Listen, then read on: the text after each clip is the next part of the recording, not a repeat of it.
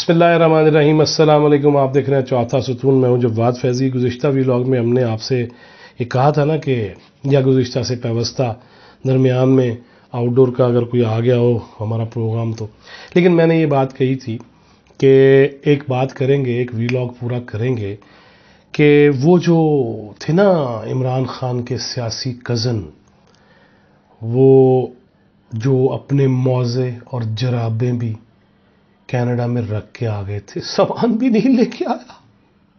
مصطفی انقلاب چاہیے، کفن پہنا دو، لہرا دو، ڈنڈوں پہ کیل لگا لو، جو بچ کے آئے اسے بھی شہید کر دو۔ یہ ہم نے ساری تقریریں سنی۔ کدھر ہیں وہ جو مصطفی انقلاب لینے آئے تھے اور وہ جو ڈی چوک میں پرے مجمع سے خطاب کرتے تھے، اور ایک پروگرام میں میں نے کہا کہ شیخ الحمام صاحب قبلہ طاہر القادری وہ جو گلے کو فٹ رکھنے کے لیے پانی کا گلاس منگواتے ہیں، اس میں کیا ہوتا ہے؟ اس کی بعد میں بات بتاؤں گا کہ ایک ڈاکٹر کی رپورٹ کے مطابق جیسے حضرت ایک دفعہ اپنے گھر کے پچھلی طرف لیک میں کشتی میں سوار تفسیر لکھ رہے تھے، وہ جو نہیں ہوتی بیری پولیس، وہ پہنچی تو پھر کشتی سے کیا نکلا؟ وہ جرمانہ ہوا، ٹکٹ ملا اس کا، کیونکہ ڈرائیونگ اور باقی چیزوں کے درمیان آپ وہ الکوہل استعمال کر نہیں سکتے۔ خیر، سیاسی کزن صاحب جب یہاں آئے، قبریں کھد رہی تھیں اور بڑے رشتے بھی یہاں پہ ہوئے، جو انقلاب لینے آئی ہوئی تھیں وہ بھی بچے لے کے چلی گئی۔ خیر، اس لیے میں یہ ذکر کر رہا ہوں کہ اب ان کو مروڑ اٹھ رہے ہیں۔ حالانکہ دو سوال ہیں میرے آج کے، دو سوال۔ وہ یہ ہیں کہ جب حکومت بدل گئی تو قادری صاحب کدھر چلے گئے؟ وہ کیوں نہیں عمران خان کے ساتھ اقتدار میں شریک تھے؟ ایک بات۔ دوسری بات یہ کہ اب جب عمران خان کی حکومت کے ساتھ انہاں والوں مبینہ طور پہ جی کہ امریکہ کی طرف سے پریشر ہے حکومت ختم کرنے کا، اپوزیشن غدار ہے، کیوں یہ ایسی کر رہی ہے، اس پہ قادری صاحب کی کوئی چیز سامنے نہیں آئی۔ ہاں، ان کی جماعت کے ایک رہنما نے ٹویٹ کیا اور ان کا یہ کہنا تھا کہ عمران خان کا خطاب جو گزشتہ روز ہوا، عمران خان کا خطاب اعلیٰ عدلیہ کے ججز نے سنا ہوگا۔ محترم چیف جسٹس صاحب، جس مایوسی کا اظہار عمران خان نے کیا وہ اس میں اکیلے نہیں، آپ نے پوری قوم کو مایوس کیا۔ نہ لیٹر منگوایا، لیٹر سمجھ رہے ہیں نا، وہی لیٹر جڑا امریکہ تو آیا ہے، جڑا سیاپا بن گیا سی۔ اب وہ رحیق عباسی صاحب جو ہیں وہ سپریم کورٹ کے ججز سے اور چیف جسٹس آف پاکستان جناب بندیال سے مخاطب ہیں، ان کو یہ کہہ رہے ہیں، ان کے نام جو ہے وہ عرضی نامہ لکھ رہے ہیں ٹویٹ کی صورت میں کہ محترم چیف جسٹس صاحب، جس مایوسی کا اظہار عمران خان نے کیا وہ اس میں اکیلے نہیں، آپ نے پوری قوم کو مایوس کیا، نہ خط لیٹر منگوایا، نہ آئین کے آرٹیکل 63A کی تشریح پر فیصلہ دیا۔ آپ پانچوں ججز کا، آپ پانچوں کا فیصلہ یک طرفہ تھا، نامکمل تھا۔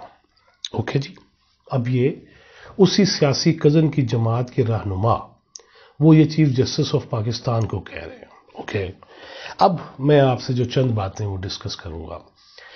اس وقت جہاں پی ٹی آئی کے اڈے روزگار مک گئے، کمیشنہ مک گئیاں، فرح خان چلی گئی، پنکی کا کیا بنے گا یہ بھی چند دنوں میں سامنے آ جائے گا۔ ابھی تو خاور مانیکا نے بھی اٹھ کے کھڑے ہونا ہے کہ اوئے واپس گا رہے۔ لہٰذا یہ سب چیزوں سے ہٹ کے یہ پرسنل لیول پہ میں اس طرح سے جانا نہیں چاہتا، حالانکہ یہ جاتے ہیں، یہ کہتے ہیں، یہ بولتے ہیں، شہباز گل اور رنڈی والا دلے والا۔ ابھی تو وہ امریکہ تو جائے، عظیم میاں صاحب بھی تیار بیٹھے ہیں وہاں پہ۔ خیر، طاہر القادری اس کو مروڑ اٹھ رہے ہیں پھر سے، وہ اس لیے کہ اگرچہ وہ اقتدار میں براہ راست تو شریک نظر نہیں آ رہے تھے، مگر امریکہ، کینیڈا، یورپ، اس میں فرانس ہے، اس میں بیلجیم ہے، اس میں ڈنمارک ہے، اس میں ناروے ہے، اس میں دیگر جتنے بھی ممالک کے نام میں لیتا جاؤں، وہاں پہ جو دیہڑیاں ہیں نا، یہاں سے بندے بچانے کی، کونسلیٹ استعمال کرنے کی، وہاں سے جو خط چاہیے، وہاں جو فیسیلیٹیشن چاہیے، وہاں جو سہولیات چاہیے، وہ پی ٹی آئی کی گورنمنٹ نے پورا حضرت طاہر القادری مرحوم، آپ کو پتا میں مرحوم پہلے ایک ویلاگ کر چکا ہوں کہ طاہر القادری مرحوم، اس کی وجہ یہ ہے میرے والوں مر چکے نے، کیونکہ جب انہوں نے یہ کہہ دیا تھا کہ میں 63 برس کی عمر میں انتقال فرما جاؤں گا، کیونکہ نبی کریم صلی اللہ علیہ وآلہ وصحبہ وسلم کی یہ بشارت تھی۔ اب نعوذ باللہ میں یہ تصور نہیں کر سکتا کہ نبی اکرم صلی اللہ علیہ وسلم کی بشارت ہو اور وہ پوری نہ ہے، ہو سکتی ہے، ممکن ہے؟ نہ نہ نہ نہ نہ نہ نہ نہ، فدا ہو امی بابی، میرے ماں باپ، میرے آل اولاد قربان اس نبی آخر حضرت خاتم النبیین صلی اللہ علیہ وسلم پہ۔ لہذا انہوں نے جب کہہ دیا 63 برس کی عمر میں یہ ہو گئے، لہذا جب یہ نہیں گئے تو میرے والوں پھر بھی چلے گئے، کیونکہ یہ حضور اتنے اہم نہیں ہیں جتنے حضور اکرم صلی اللہ علیہ وسلم، ان کے کہے ہوئے پہ یقین لانا، ایمان لانا، یہی سب سے بڑی مسلمانیت کی نشانی ہونی چاہیے۔ رضیت باللہ ربا وبالاسلام دینا وبمحمد نبیا، سیدھی سی بات ہے۔ لہذا اب جو گورکھ دھندے تھے، ایک بیرون ملک کے معاملات، پاؤنڈ، ڈالر، ریال، ان کی جنکار، وہ سب کچھ، ایک اس کے ساتھ ایک اور چیز تھی کہ جتنا تعلیمی میدان کے نام پہ لٹ مار پنجاب میں اور فیڈرل سطح پہ طاہر القادری کی تنظیموں اور ان کی یونیورسٹیز، ان کے مدارس نے لوٹا ہے، اس کی بھی تفصیلات جلد آپ تک پہنچیں گی انشاءاللہ۔ تیسری بات، رحمت للعالمین اتھارٹی قائم کرنے میں، اس میں بھی قادری صاحب کے بچونگڑے، بال بچڑے اور چاہنے والے اور بڑے سکالر اپنے والوں، ان کو ایڈجسٹ کیا گیا، مال لگایا گیا۔ چوتھی بات، تصوف کے حوالے سے بڑا کام، پنکی، پھر بعد میں پیرنی، پہلے فراگی دوست کلب، آمد ڈسکو ڈانسر، یہ اور گانے اور بھی لگے ہوں گے، سانو تو ابھی یاد آیا۔ لہٰذا چکر متھن چکرورتی تھا نا تو چکر ہی اتنے بھی چلے نے پاس، مغرب کو سب سے زیادہ جانتے ہیں، اور وہ آیا سی انگلش میں اور اردو میں، اور انگلش میں کہہ رہے ہیں گوروں کو کہ میں نے نہیں بنوایا یہ توہین رسالت کا قانون، میں نے اس کی مخالفت کی تھی، اور اردو میں جب پوچھا گیا تو کہا آپ کے بھائی نے یہ قانون بنوایا تھا، آپ کے بھائی نے یہ قانون بنوایا تھا۔ یہ پہلے میں چلا چکا ہوں، پی ٹی وی سمیت، اور پھر بہت سارے سینئر اینکر پرسنز اپنے پروگرامز میں یہ تضادات چلوا چکے ہیں۔ وہ مسعود شورش صاحب نے اس کی ٹائٹل دیا تھا کہ جناب شیخ کا انداز جنوں کچھ یوں بھی ہے کچھ یوں بھی۔ لہذا تصوف کے نام پہ انی لٹ مار، اور اب براہ راست اقتدار میں نہ ہوتے ہوئے بھی مال بنانے میں تو کوئی ثانی ہی نہیں ہے پایا، حضور ثانی صاحب دا کوئی ثانی نہیں ہے۔ اور اس کے ساتھ ساتھ اگر یہ خط امریکہ سے آیا تھا، جو کہ منہاج القرآن اور پیٹ کے جو عہدیدار صاحب ہے جو ٹویٹ کر رہے ہیں، سیدھے سپریم کورٹ کے چیف جسٹس اور چیف جسٹس آف پاکستان سے مخاطب ہیں، امریکہ سے اگر یہ آیا ہے تو طاہر القادری صاحب کیوں اپنے کزن کے حق میں نہیں بولے؟ وہ جو یہاں سڑکیں کھدوا رہے تھے، وہ جو یہاں شہادتیں لینے آئے تھے، وہ جو پٹاخے سے ڈر گئے تھے لیکن شہادتیں لینے آئے تھے، وہ کیوں غائب ہیں؟ ان کے ذریعے کیوں نہیں تحریک چلوائی گئی؟ کیونکہ ان کے پیٹ پہ وجتی ہے لات۔